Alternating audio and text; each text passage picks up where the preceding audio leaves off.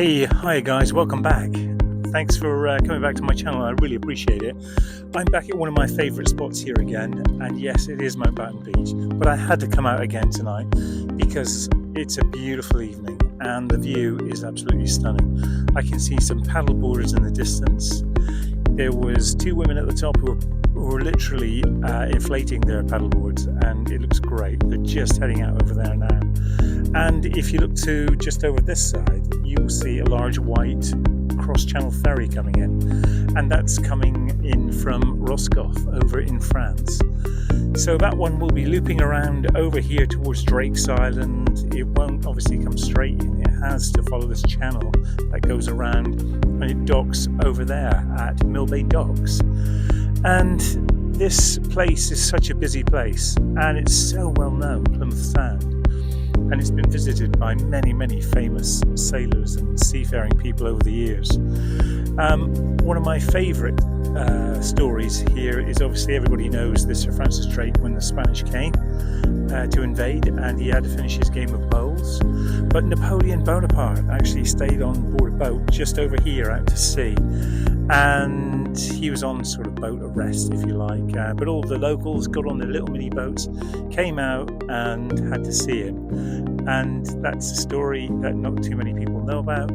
Obviously, Darwin, he left to visit or go off to explore the world and obviously write his book about the origin of the species. He left from also at Mountbatten Docks, I believe. So there's a lot of history here in Plymouth, and this view never gets old, it never gets tiring. One of the things that I enjoy doing is swimming in this sea. So last year we had a couple of hot days. One day it was actually 37 degrees. So inevitably I was on a friend's boat. We stopped the boat near a place called Coal Sands. It was so hot I had to jump off the boat and dive straight into the sea just to cool off. It was beautiful. And I just remember thinking, we don't always get days like this, do we? We don't. So every time I see a sunrise, a sunset, or there's some beautiful, lovely weather, I always try to get out and experience it and feel it. Because, we've only got so many sunrises and sunsets in us, haven't we? There's only so many that we can see. And yeah, it's just a joy to be alive. And, the older I get, the more I appreciate that. I am mindful of the clock ticking, and it is nice to sort of get back to nature. It really presses the reset for me. Makes me feel alive. Makes me feel like I'm experiencing life, because this is the gift that we give ourselves, We're probably, a lot of us, stuck in jobs that we don't like, having to work with people that we're not too bothered about, do the things that really don't set our hearts on fire. Yet, when we come out and do this is our gift to ourselves, experiencing all this wonderful nature. And we've got to do it, because to live for work, to continue working, it's just not healthy. That's what I think. It's okay if you love doing the thing you love, but recently I found myself in a place where I'm gravitating towards doing the things that I love, which is this, and not necessarily working all the time. Because work should, support your life. You shouldn't live for it, I don't think. But having said that, it's horses for courses, and who am I to say that, But for me, I've reached the stage of the game where I enjoy life and being out here and enjoying this, because this holds more value for me.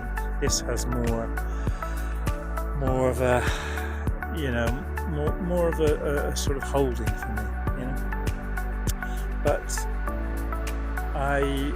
when I don't see this as well, by the way, if I am working and I don't see this, I always dream about it. I always think, when I'm at work, I was thinking, what would it be like on that beachfront? What would, especially when the sun's shining and I'm at work, it's, in a way, it's the worst thing, because I really want to be here and I really want to be experiencing this. And I do think about the alternatives. What about if I was living a life that was more frugal, with less money, but I had more opportunity to do this? Would I be more happy? And I think most people say that it's not about money, it's about time. So it's about being brave enough to be able to try that, isn't it? So maybe I'll try that one day. But I certainly know I don't really want to be working past the age of 60. I think you need to sort of go for a lifestyle then that meets in with this. So anyway, I hope you've enjoyed this short visit to the beach with me, and especially on a beautiful evening like this. And if you do come to the beach and you do set a barbecue or anything like that, just try and pick up your rubbish, will you? Because it's so important. We need to look after the environment, the beach and the sea and the oceans. I've just seen some rubbish down there, and I just feel really sad for the people that have just left it there.